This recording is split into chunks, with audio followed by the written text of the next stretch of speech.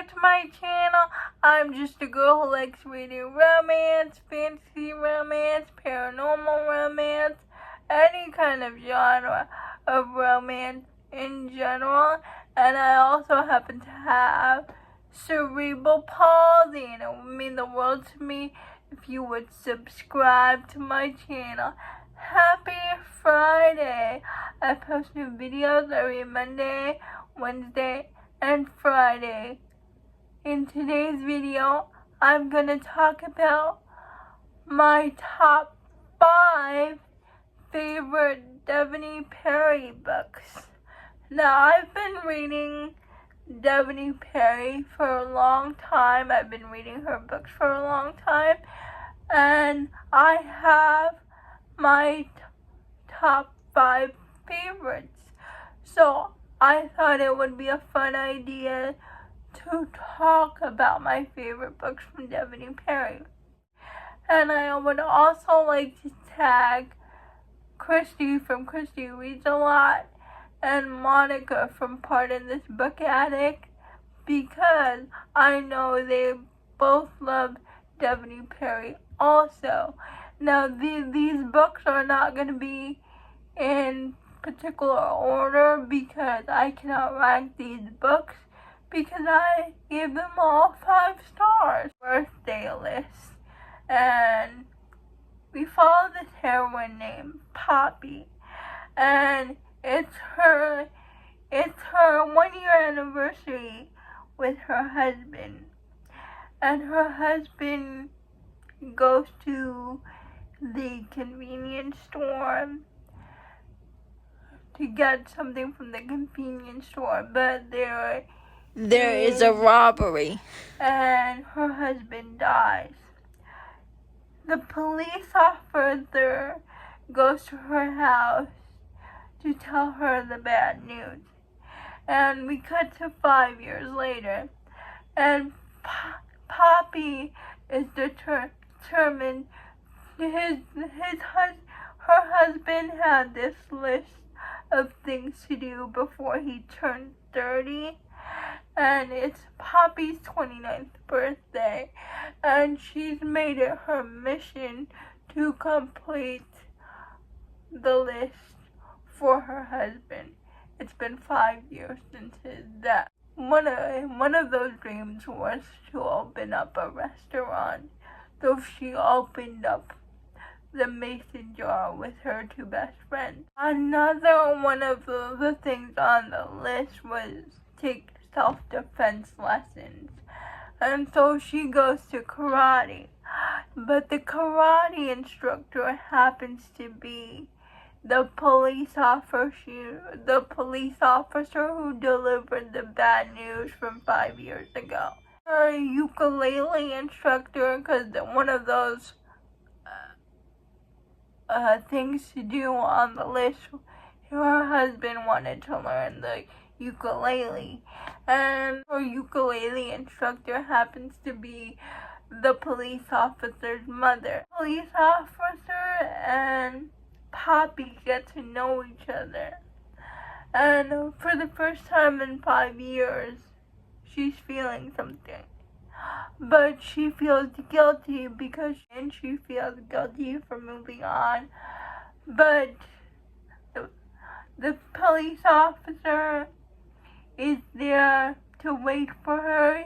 Like, they form a friendship first. He makes it a mission to complete her husband's list with her. It's so angsty, it's so emotional. The audiobook was so good. Letters to Molly. And this heroine, her name is Molly, and she is divorced from her husband because she cheated on her husband, and her husband never forgave her. It's like a couple years later, Molly starts to get letters from her husband at the time they were married, they were going through it. Or she goes to her ex-husband to confront him, like, why are you sending me these letters? And he's like, what are you talking about? I'm not sending you those letters. But she's like, then who is? Because you wrote those letters. If you didn't send it to me, who did? And so they are in forced proximity because they work at the mason jar, and something happens where Molly has to stay over her ex-husband's house, and they are forced to confront why their marriage broke apart in the first place, why she cheated, and they're trying to figure out who sent her his letters to her, because he surely didn't send those letters. Oh my goodness, it was so good. It was a great second chance romance, and I loved it. Both the audiobooks for the birthday list and Letters to Molly are so good. Both of them are so emotional. Tragic. Her third book in the Lark Cove series. Now, I don't remember the name of the hero or the heroine because it's been years since I read those books. But basically, we have this heroine who moves to Montana from New York to move on from her life. Like, her husband was not a good husband. They couldn't have children together. And then she moves, and she gets her romance with her next door neighbor, and her next door neighbor, I can't remember the hero's name. He's very grumpy because of the tragic things he's been through in his past, so they get off on the wrong foot. But through forced proximity and the heroine's bright personality, they slowly start to form a friendship, and the heroine becomes a bright spot in the hero's life. And if I remember correctly, this book is a surprise baby book, and I loved it. Juniper Hill. And this is my favorite book in the Eden series. And we follow a single mom whose name is Memphis, and son named Drake. And she goes to Montana to get away from her family because her family didn't support her for having her son. And so she's cut off from the will. And so she goes to Montana to start a new life with Drake. She gets a job at the Eden Inn, but she needs a place to stay. And the owner of the inn tells her she can stay with her brother, who's the chef, who has an extra room. And Memphis and the hero do not get off on the right foot. She's very sunshiny, he's very grumpy,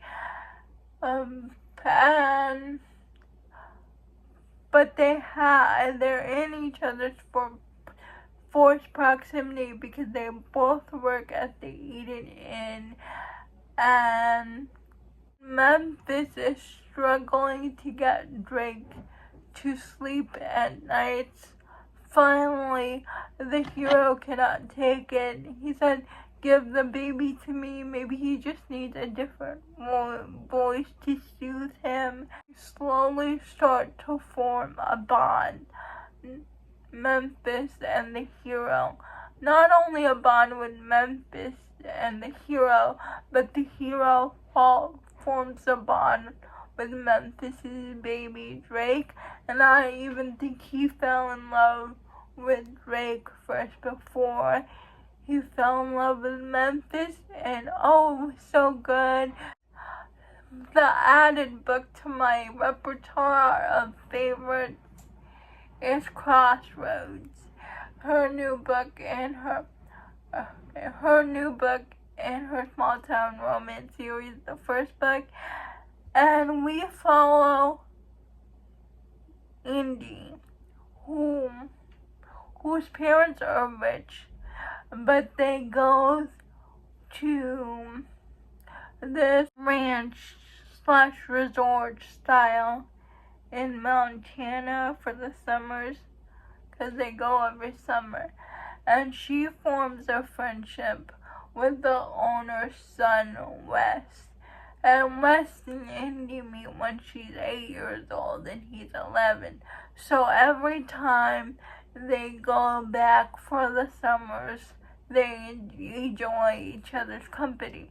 But when Indy is like a teenager, 15, and Wes is like a teenager too, they start to develop romantic feelings for each other.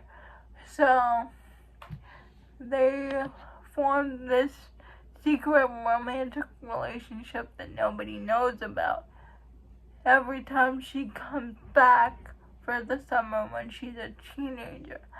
But something tragic happens to Memphis when she turns 23, and so she never goes back to the ranch.